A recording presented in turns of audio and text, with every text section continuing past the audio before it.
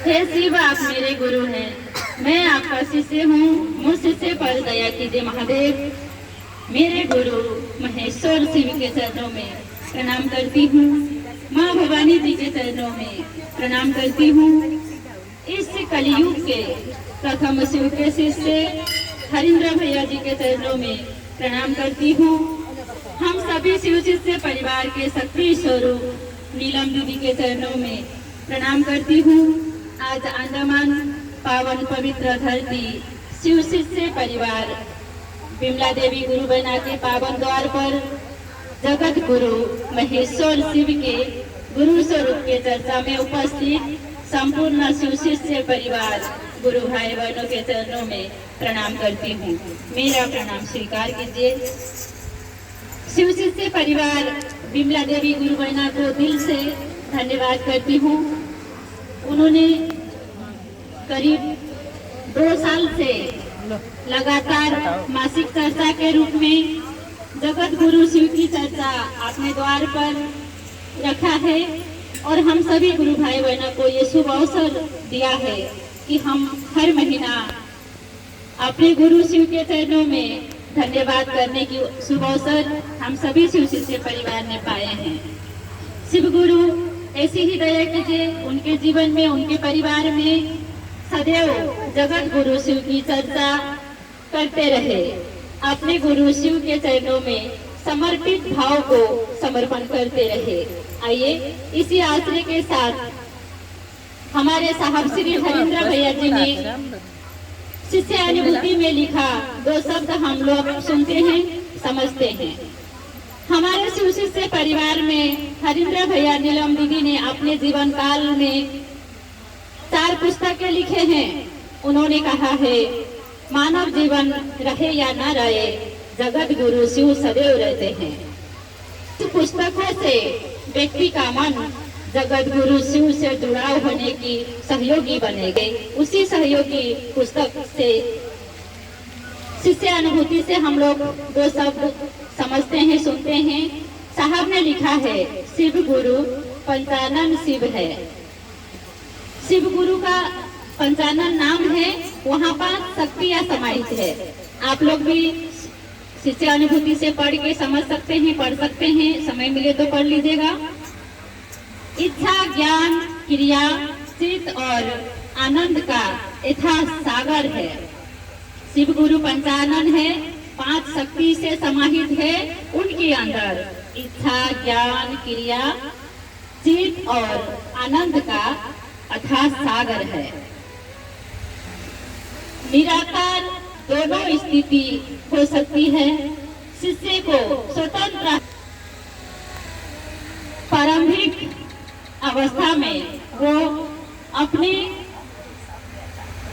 शिव गुरु को निराकार स्थिति या स्वीकार करे, साकार रूप को अंगीकार करे। किसी भी परिस्थिति में शिष्य के लिए स्वीकार साकार मात्रा स्वीकार्य नहीं है। शिव के शिष्य प्रारंभ यानी शिव के शिष्य बनने के शुरुआत में, प्रारंभ का अर्थ होता है शुरुआत। जो हमने अपने जगत गुरु शिव को अपना गुरु मानने की केवल शुरुआत किया है, हम अब शिष्य नहीं बन पाए हैं, बनने की कोशिश में है, बनने की चाहत में है। तो साहब ने कहा है कि जगत गुरु शिव को कोई भी शिष्य शुरुआत में कोई भी साकार तस्वीर के सामने भी दया मांग सकते हैं, निराकार रूप से भी दया मांग सकते हैं। लेकिन जब हमारे मन जगत गुरु शिव से जुड़ जाएगा, तब हमें निराकार भाव से ही अपने शिष्य गुरु को शिष्य अपना भाव अर्पण करते हैं, नमन करते हैं। ये लिखे हैं और साहब ने लिखे हैं शिष्य अनुभूति में कि शिव के शिष्य जब शुरुआत में किसी भी स्थिति में अपनाकर शिव गुरु को शिष्य बन सकते हैं, शिव गुरु को नमन कर सकते हैं। और यदि हमारी समझ नहीं आ रही है कि साकार रूप से जुड़े या निराकार रूप से जुड़े, शिव साकार है या निराकार है, ऐसे सवाल अगर मन में उठती है तो इसी के माध्यम साहब ने शिष्य अनुभूति में लिखा है, न जानामि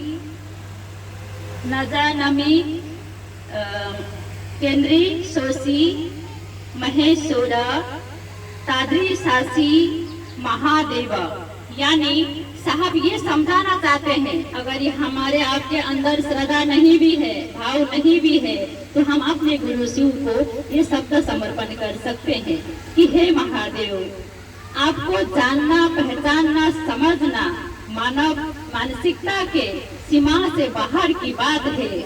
आप जो भी हो, जहाँ भी हो, आपको मेरा बारंबार नमस्कार है।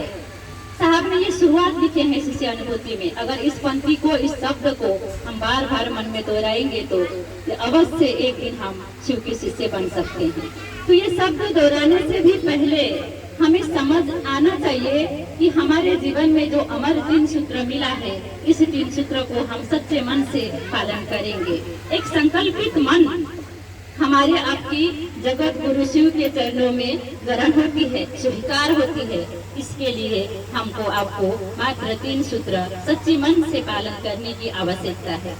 आइए हम सभी अपने गुरु शिव को श्रद्धा के साथ, विश्वास के साथ 3 सूत्र पालन करते हैं और अपने गुरु शिव को धन्यवाद करते हैं। शिव के शिष्य होने में सहायक 3 सूत्र। प्रथम सूत्र, अपने गुरु शिव से मन ही मन दया मांगना है। हे शिव, आप मेरे गुरु हैं, मैं आपका शिष्य हूँ, मुझ शिष्य पर दया कीजिए महादेव। दूसरा सूत्र, अपने गुरु शिव की चर्चा करना है, शिव के गुरु स्वरूप के गुरु होने का संदेश जन जन तक पहुँचाना है। तीसरा सूत्र, अपने गुरु शिव को मन ही मन नमः शिवाय मंत्र से प्रणाम करना है। आप